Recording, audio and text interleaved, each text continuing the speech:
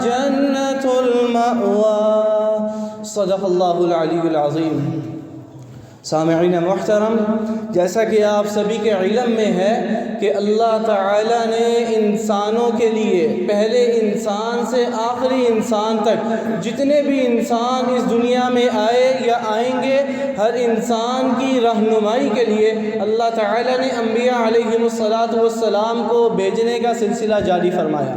اور اس سلسلے کی ابتدا حضرت آدم علیہ السلام سے کی اور انتہا حضرت محمد الرسول اللہ صلی اللہ علیہ وسلم پر کی۔ اور جتنے بھی انبیاء علیہ السلام کو اللہ تعالیٰ نے اس دنیا میں بھیجا تو ان انبیاء علیہ السلام کو اللہ تعالیٰ نے معجزات بھی عطا فرمائے، ان انبیاء علیہ السلام کو اللہ تعالیٰ نے معجزات بھی عطا فرمائے۔ چنانچہ نبی علیہ السلام سے پہلے جتنے بھی نبی، جتنے بھی انبیاء علیہ السلام اس دنیا میں تشریف لائے تو وہ مخصوص وقت کے لیے، مخصوص زمانے کے لیے، مخصوص لوگوں کے لیے نبی بنا کر بھیجے جاتے تھے، لیکن آخری نبی صلی اللہ علیہ وسلم محمد الرسول اللہ صلی اللہ علیہ وسلم کو جو اللہ تعالیٰ نے نبی بنا کر بھیجا، یہ نہ صرف مخصوص لوگوں کے لیے، مخصوص وقت کے لیے، بلکہ نبی علیہ السلام کو اللہ تعالیٰ نے قیامت تک کے لیے نبی بنا کر بھیجا، یعنی قیامت تک جتنے بھی افراد آئیں گے وہ نبی علیہ السلام کے امتی ہوں گے۔ تو جتنے بھی انبیاء کو جو معجزات اللہ نے عطا کیے تھے تو وہ اس زمانے کے حالات کے مطابق تھے، لیکن آخری نبی صلی اللہ علیہ وسلم چونکہ قیامت تک آنے والے انسانوں کے لیے پیغمبر بنا کر بھیجے، اسی لیے اللہ تعالیٰ نے ان کو جو معجزات عطا فرمائے تو سائنس کتنی ہی ترقی کر جائے، انسان کتنا ہی تحقیق کر جائے، وہ نبی علیہ السلام کے معجزات پر کسی بھی ایک انسان کو ظاہر نہیں کر سکتے، اس لیے کہ اگر کسی انسان سے وہ کام سرزد ہو جائے جو اللہ کے نبی صلی اللہ علیہ وسلم سے بطور معجزے کے ہوتا تھا تو پھر تو وہ نبی کا معجزہ ہی نہیں رہتا۔ تو اسی لیے جتنے بھی معجزات ہیں قیامت تک کوئی بھی ایک انسان ایسا نہیں آ سکتا جو نبی علیہ السلام کے معجزات پر ظاہر ہو سکے۔ اب یاد رکھیں نبی علیہ السلام کے جو معجزات تھے ان معجزات میں سے ایک معجزہ شق القمر کا، جسے قرآن مجید کی سورۃ القمر کی بالکل ابتدائی آیات کے اندر پڑھتے ہیں کہ اقتربت الساعۃ وانشق القمر، کہ قیامت قریب آ گئی اور چاند دو حصوں میں تقسیم ہو گیا، چاند پھٹ گیا۔ صحیح احادیث کے اندر، مستند احادیث کے اندر اس کی تفصیل موجود ہے، صحائح ستہ کے اندر اس کی تفصیل موجود ہے کہ کس طرح اللہ کے نبی صلی اللہ علیہ وسلم سے مکہ کی زندگی میں کفار مکہ نے معجزہ طلب کیا اور اللہ کے نبی صلی اللہ علیہ وسلم نے اللہ کے حکم سے انگلی سے اشارہ کیا اور چاند دو حصوں میں تقسیم ہو گیا، اور چاند دو حصوں میں تقسیم ہو گیا، اور پھر بعد میں مکہ والوں نے اسے ملتے ہوئے بھی دیکھا۔ یہ صحیح احادیث کے اندر یہ معجزہ جو ہے یہ موجود ہے۔ اب یاد رکھیں کہ معجزہ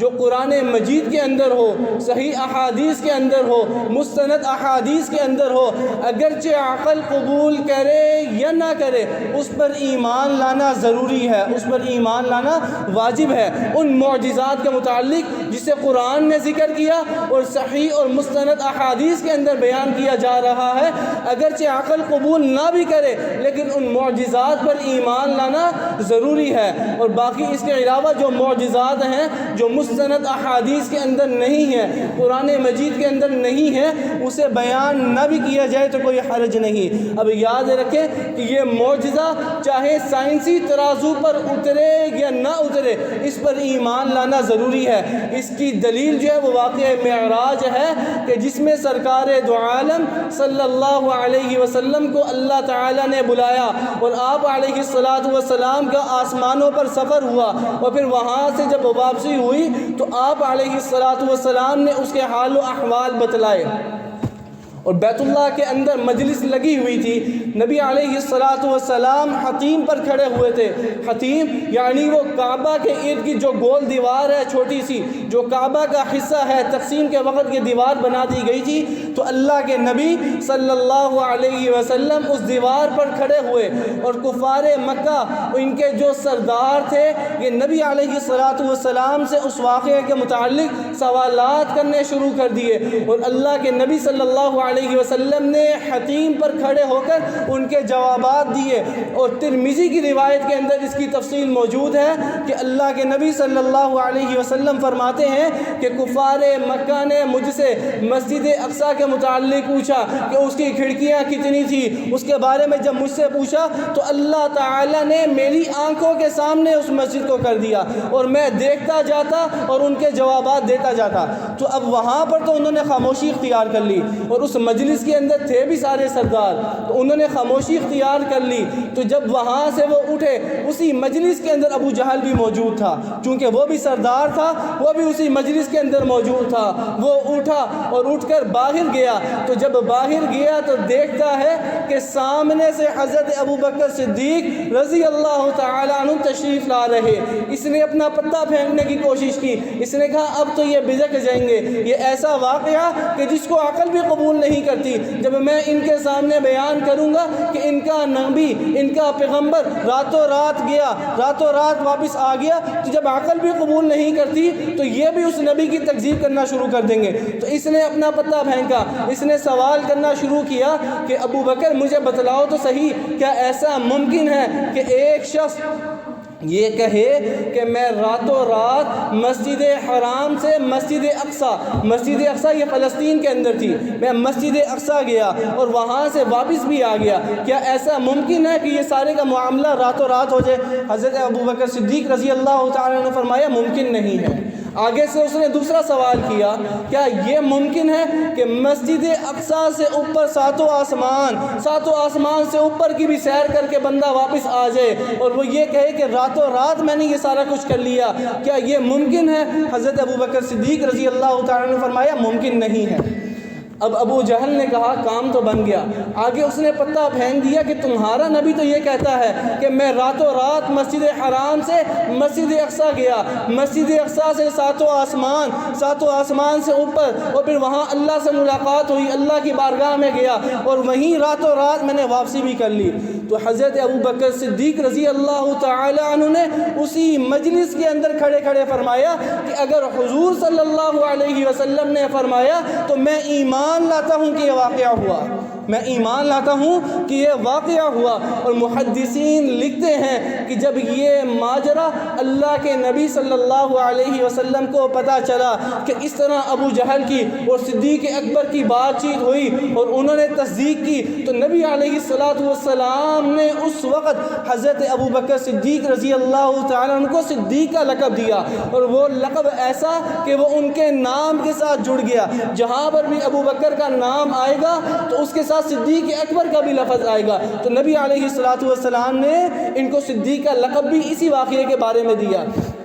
میرے نانا جان مولانا عبد الرحمن اشرفی نور اللہ مرقدہ بڑے کمال کی توجیہ کیا کرتے تھے صدیق اکبر کے جواب دینے کی. فرمانے لگے کہ صدیق اکبر نے یوں ابو جہل سے مخاطب ہو کر فرمایا کہ ہمارا یہ عقیدہ ہے کہ ہر روز آسمان والے نبی علیہ الصلاۃ والسلام کے پاس آتے ہیں, تو اس کے اندر کون سی ایسی عجیب و غریب بات آ گئی کہ اگر یہ رات کے وقت یہ بھی آسمان والوں کے پاس چلے گئے, تو جب ہر روز وہ آتے ہیں تو یہ بھی جا سکتے ہیں, تو اس میں ایسا کون سا غلط بات ہے؟ تو نبی علیہ الصلاۃ والسلام کو یہ جو معجزہ اللہ تعالیٰ نے عطا فرمایا, اور یاد رکھیں معجزہ کہتے کسے؟ معجزہ اللہ کا فعل ہوتا ہے, اللہ کا کام ہوتا ہے جو اللہ اپنے پیغمبر کے ہاتھوں ظاہر فرماتے ہیں. یہ اللہ کا کام ہوتا ہے, اللہ کے حکم سے ظاہر ہوتا ہے, اور اللہ کے پیغمبر علیہ الصلاۃ والسلام کے ہاتھوں یہ ظاہر ہوتا ہے. اب اس کے ساتھ ساتھ میں ایک چیز ذکر کرتا چلا جاؤں کہ بعض لوگ جو مستشرقین یعنی یورپی مفکرین جو اسلام کے بارے میں ریسرچ کرتے ہیں وہ مسلمانوں پر یہ الزام لگاتے ہیں کہ یہ تو بلائنڈ فیتھ یعنی اندھا ایمان رکھنے والے ہوتے ہیں، کہ جیسا کہ ابھی یہ واقعہ ذکر کیا کہ صدیق اکبر سے جب سوالات کیے تو پہلے انہوں نے فرمایا ممکن نہیں، تو جب کہا گیا کہ اللہ کے نبی صلی اللہ علیہ وسلم نے کہا تو فوراً انہوں نے ایمان لے آئے۔ تو یہ جو مستشرقین ہیں، یورپی مفکرین ہیں، یہ اسلام اور مسلمانوں کے بارے میں کیا کہتے ہیں کہ یہ بلائنڈ فیتھ یعنی اندھا ایمان رکھنے والے ہیں۔ تو یاد رکھیں کہ جب آپ کے سامنے بھی کوئی اس طرح کی بات کہے تو فوری طور پر یہ نہ کہیں کہ ہم اندھا ایمان نہیں رکھتے، بلکہ کہیں کہ ہم رکھتے ہیں، اس لیے کہ سورۃ البقرہ کی جب ابتدائی آیات کی تلاوت کرتے ہیں تو اس کے اندر قرآن مجید میں اللہ تعالیٰ نے کیا فرمایا؟ الف لام میم ذالک الکتاب لا ریب فیہ ھدی للمتقین الذین یؤمنون بالغیب، یہ کتاب کہ جس میں کسی بھی قسم کا کوئی شک نہیں، ھدی للمتقین، اس میں ہدایت ہے پرہیزگاروں کے لیے، متقین کے لیے۔ تو متقین اور پرہیزگار کسے کہتے ہیں؟ قرآن مجید میں اللہ تعالیٰ نے ان کی جو پہلی شان، پہلی صفت بیان کی وہ کیا ہے؟ الذین یؤمنون بالغیب، جو اندیکھی چیزوں پر ایمان لاتے ہیں، جو غیب کی باتوں پر ایمان لاتے ہیں۔ اب یہ دیکھیں نا کہ ہم نے اللہ کو دیکھا نہیں دیکھا، ہمارا ایمان ہے کہ اللہ کی ذات موجود ہے۔ ہم نے فرشتوں کو دیکھا نہیں دیکھا، ہمارا ایمان ہے کہ موجود ہے۔ ہم نے جنت کو دیکھا نہیں دیکھا، ہمارا ایمان ہے کہ موجود ہے۔ ہم نے جہنم کو دیکھا نہیں دیکھا، ہمارا ایمان ہے موجود ہے۔ تو الذین یؤمنون بالغیب، جو اندیکھی بات پر ایمان لاتے ہیں۔ اب اس کے ساتھ ساتھ یاد رکھیں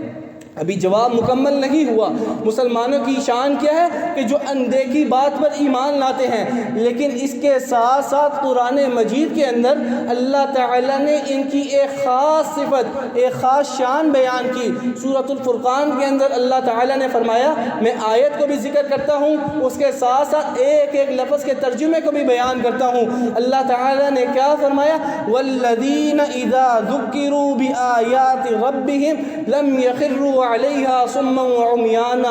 اس پورے رکوع کے اندر رحمان کے خاص بندوں کا بیان ہو رہا ہے کہ اللہ کے رحمان کے خاص بندے کس انداز کے ہوتے ہیں، کس شان کے ہوتے ہیں۔ تو ان کی ایک خاص شان بیان کی جا رہی ہے کہ والذین اذا ذکروا بآیات ربہم، کہ رحمان کے خاص بندے وہ ہیں کہ جب ان کے سامنے ان کے رب کی آیات کی تلاوت کی جاتی ہے، ان کے رب کی آیات بیان کی جاتی ہے تو لم یخروا علیہا صما وعمیانا، تو وہ اندھے اور بہرے ہو کر نہیں گر پڑتے، وہ اندھے اور بہرے ہو کر نہیں گر پڑتے۔ بڑی عجیب سی یہ آیت ہے کہ جس کے اندر اللہ تعالیٰ اپنے خاص بندوں کی شان بیان فرما رہے ہیں۔ اب یاد رکھیں، اب بات اب مکمل ہوگی کہ یہ جو الزام لگاتے ہیں ان سے یہ کہیں کہ ہم بلائنڈ فیتھ یعنی اندھا ایمان ضرور رکھتے ہیں، لیکن ہم یہ بھی دیکھتے ہیں کہ کہہ کون رہا ہے، کہنے والا کون ہے۔ اس لیے کہ اب یاد رکھیں کہ ایک یونیورسٹی کا، کالج کا طالب علم ہے، وہ کہے کہ کل چھٹی ہے،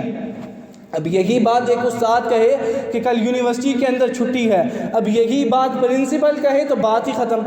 اب اسی طرح جملہ ایک ہی ہے، اب طالب علم کے کہنے کے اندر بھی احتمال ہے کہ جھوٹ بول رہا ہو، اسی طرح استاد سے بھی ممکن ہے کہ غلط نوٹس اس نے پڑھ لیا ہو، جھوٹ کا احتمال ہے۔ لیکن جب پرنسپل نے بات کہہ دی تو اب کسی قسم کا احتمال ہی نہیں، بات پکی۔ اسی طرح ایک بات وہ ہے جو عام مومن کہتا ہے، ایک بات وہ ہے جو اللہ کا ولی کہتا ہے، ایک بات وہ ہے جو صحابی کہتا ہے، ایک بات وہ ہے جو اللہ کا نبی کہتا ہے۔ تو جب اللہ کے نبی نے کہہ دیے تو بات ہی ختم۔ ہم ہر اندیکھی بات پر ایمان نہیں رکھتے، بلکہ ہم یہ بھی دیکھتے ہیں کہ کہنے والا کون ہے۔ تو کہنے کے اندر بھی فرق ہوتا ہے۔ تو جب اللہ کے نبی نے کہہ دیا تو بات ہی ختم ہوگی۔ اب یاد رکھیں کہ اب یہ جو معجزہ شق القمر کا، کہ جس میں اللہ کے نبی صلی اللہ علیہ وسلم نے انگلی سے اشارہ کیا اور چاند دو حصوں میں تقسیم ہوا اور پھر مکہ والوں نے اسے ملتے ہوئے بھی دیکھا، تو اسرائیلی وزیر اعظم بیگن تاریخ کا حصہ ہے،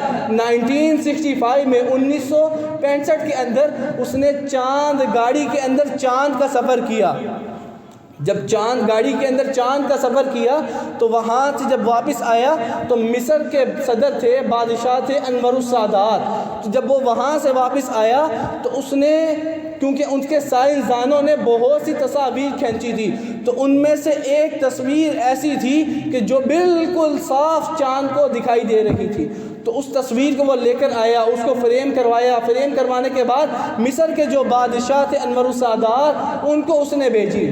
اب یہ یہودی اسرائیلی وزیر اعظم اب یہ چاند کی وہ تصویر مصر کے بادشاہ جو کہ مسلمان ہیں انور السادات ان کو بھیج رہا ہے، اور وہ تصویر ایسی تھی کہ جس میں بالکل واضح طور پر نظر آ رہا تھا کہ چاند کے درمیان میں ایک لکیر ہے، اور ایسا محسوس ہو رہا ہے کہ کبھی یہ دو حصوں میں تقسیم ہوا تھا اور پھر بعد میں مل گیا۔ اب یہ دیکھیں نا کہ وہ یہودی کافر وہ یہ تصویر کھینچ کر مسلمان ملک کے صدر کو بھیج رہا ہے۔ آخر کیوں بھیج رہا ہے؟ اس لیے کہ اس کے دل کے اندر بھی نبی علیہ السلام کا شق القمر کا معجزہ موجود تھا، لیکن آج کا مسلمان یہ شک کر رہا ہے کہ آیا یہ واقعہ ہوا بھی، یہ معجزہ ہوا بھی یا نہیں ہوا، لیکن وہ یہودی جو تھا اس کے دل کے اندر یہ بات موجود تھی، تبھی تو اس نے وہ تصویر لے کر فریم کروا کر مصر کے جو مسلمان بادشاہ تھے ان کو بھیجی تھی۔ اب یاد رکھیں یہ جو میں نے آیات کی تلاوت کی خطبے کے اندر بھی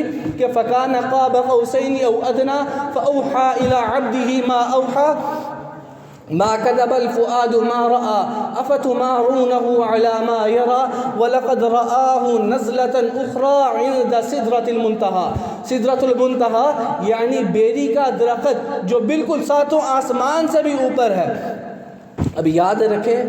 کہ سائنس انگلش کے اندر نا آسمان کو کہتے ہیں اسکائی، آسمان کو کیا کہتے ہیں؟ اسکائی، انگلش لٹریچر کے اندر، لیکن سائنس کے اندر آسمان کا کوئی نام و نشان نہیں، اس لیے کہ سائنس جو ہے وہ بحث کرتی ہے مشاہدے پر، یعنی جس چیز کا وہ تجربہ کرتی ہے، جس چیز کا وہ مشاہدہ کرتی ہے تو اس چیز پر وہ ایمان لے آتی ہے، جس چیز کا مشاہدہ نہیں ہوتا، جس چیز پر ان کا تجربہ نہیں ہوتا تو وہ اس چیز پر کلام ہی نہیں کرتی۔ ابھی یہ یاد رکھیں کہ سائنسدانوں کا جو چھوٹے سے چھوٹا طالب علم ہوگا یا بڑے سے بڑا استاد ہوگا، اس سے آپ پوچھیں گے کہ یہ جو اوپر نیلا نیلا نظر آ رہا ہے یہ کیا ہے، وہ کبھی بھی نہیں کہے گا یہ آسمان ہے، وہ کہے گا کہ یہ اسپیس ہے، خلا ہے۔ اس سے پوچھیں گے کہ اس سے اوپر کیا ہے، وہ کہے گا خلا ہے۔ اس سے اوپر کیا ہے، پھر وہ سیاروں کے نام لے گا کہ زوری، مشتری، اس طرح مختلف سیاروں کے نام لے گا۔ پھر اس کے بعد پوچھیں گے کہ اس سے اوپر کیا ہے، وہ کہے گا خلا۔ پھر اس کے بعد کیا ہے، وہ کہے گا خلا۔ اب یاد رکھیں کہ اب یہ جو حج اور عمرے کا سفر کرتے ہیں